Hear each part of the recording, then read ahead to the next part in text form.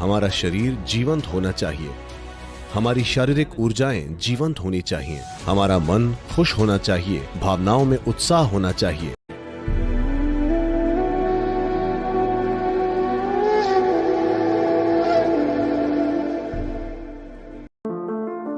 ये दो चीजें हैं जिनका आज की दुनिया में इस्तेमाल बिल्कुल नहीं हो रहा है। यही डिप्रेशन का मुख्य कारण है। अगर आपको सिर्फ शारीरिक काम करना हो तो आप एक तरह से खाएंगे, मानसिक काम हो तो दूसरे तरीके से। तो सही तरह का भोजन करना बहुत जरूरी हो जाता है। यानी कि आप या तो बीमार हैं या आप शारीरिक और मानसिक दोनों तरह से जल्द ही बीमार होने वाले हैं। अगर ये हासिल हो जाता है तो आपके पास काफी हद तक पूर्ण मनुष्य होंगे जो अपना जीवन पूरी तरह से जिएंगे। हेल्थ शब्द का मूल है होल, यानी पूर्ण, यानी स्वस्थ महसूस करने का मतलब है अपने अंदर पूर्णता की भावना। ऐसा होने के लिए तभी आप पूर्णता की भावना महसूस करते हैं।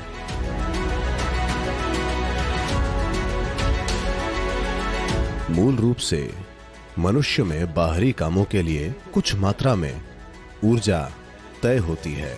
बुद्धि चलाने के लिए कुछ ऊर्जा तय होती है, भावनाओं के लिए कुछ ऊर्जा तय होती है। इसी तरह अलग अलग ऊर्जाएं तय होती हैं।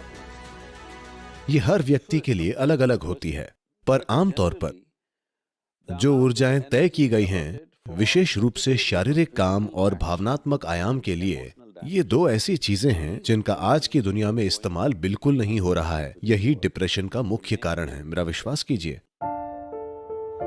लोग कई मानसिक बीमारियों से पीड़ित बच्चों को मेरे पास लाते हैं।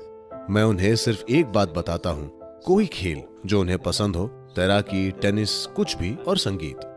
These two things you bring into their life with अगर ये दो चीजों को आप उनके जीवन में लाते हैं तो 3 महीने में ज्यादातर बच्चे, 80 से 85% बच्चे काफी शानदार तरीके से ठीक हो जाएंगे, क्योंकि उनकी भावनाओं को व्यक्त करे बिना और भौतिक शरीर को पर्याप्त मेहनत मिले बिना वो पक्का डिप्रेशन में जाएंगे।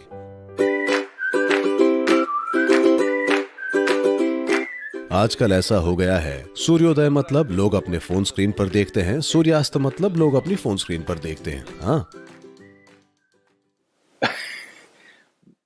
तो हमारे जीवन की मदद करने वाले और उसे मैनेज करने वाली सभी चीजों के साथ संबंध खो देना ये भविष्य की एक गंभीर चुनौती होगी। पर ये एक चीज है जो आप कर सकते हैं। अगर आपके बच्चे हैं तो छुट्टी मनाने के लिए उन्हें मुंबई, बेंगलोर, दुबई या दूसरी जगह पर न ले जाएं। बस उन्हें किसी जंगल में ले जाएं,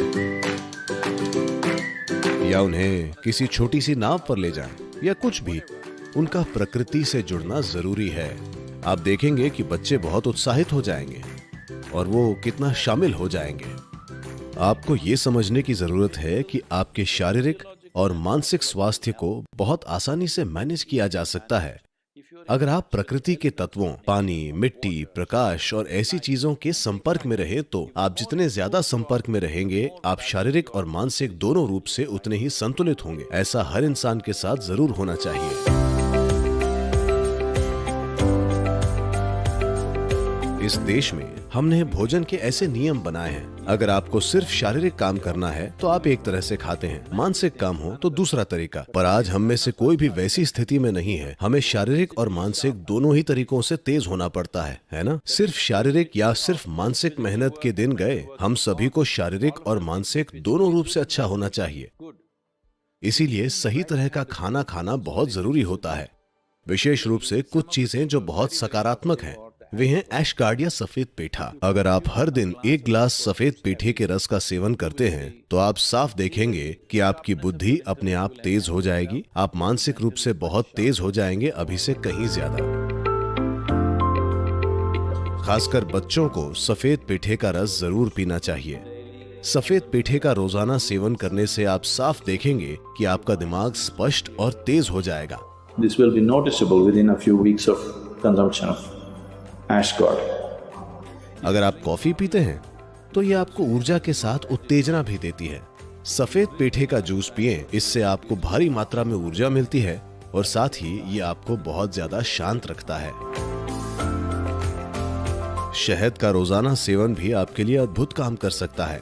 खासकर आपके घर में बच्चे हैं तो शहद को अपने भोजन का एक हिस्सा बनाएं।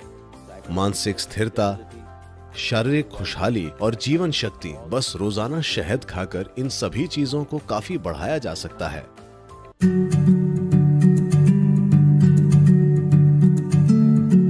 क्या आप जानते हैं कि शरीर में जो भी सफाई की प्रक्रियाएं होती हैं, चाहे आपकी आंतों की सफाई हो या मूत्राशय का खाली होना या फिर सांस छोड़ना, पसीना, ये सब अलग तरीके हैं जिनसे शरीर खुद को साफ करने की कोशिश कर रहा है। इन सभी चीजों में सब लोगों के शरीर की काबिलियत अलग अलग होती है। अगर आपका स्वास्थ्य अच्छा है, अगर आपकी सेहत बिल्कुल बढ़िया है और अगर आप सही तरह का खाना खा रहे हैं, तो जब आप मल त्यागते हैं तब आपकी बड़ी आंत में कुछ भी, एक तिनका भी नहीं रहना चाहिए, सब कुछ निकल जाना चाहिए। योग विज्ञान में यह बहुत ज्यादा महत्वपूर्ण है, बड़ी आंत का साफ होना, वरना उसका असर आपके दिमाग पर होगा। वाकई आपका कोलन या बड़ी आंत का साफ न होना और मानसिक गड़बड़ी, ये दोनों चीजें सीधी जुड़ी हुई हैं।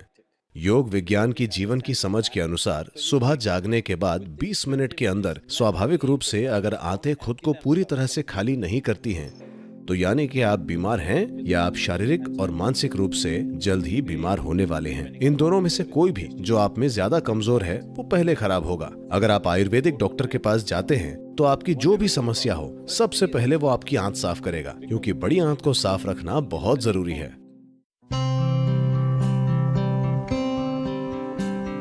आपके पास अभी सिर्फ 4 चीजें हैं जिनका आप उपयोग कर सकते हैं: आपका शरीर, आपका मन, आपकी भावनाएं और आपकी ऊर्जा।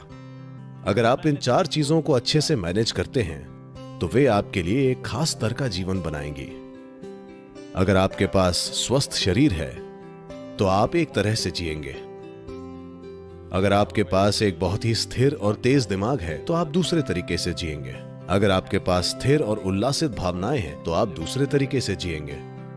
अगर आपकी ऊर्जा उत्साह से भरपूर है, जो संतुलित भी है, तो आप दूसरे तरीके से जिएंगे।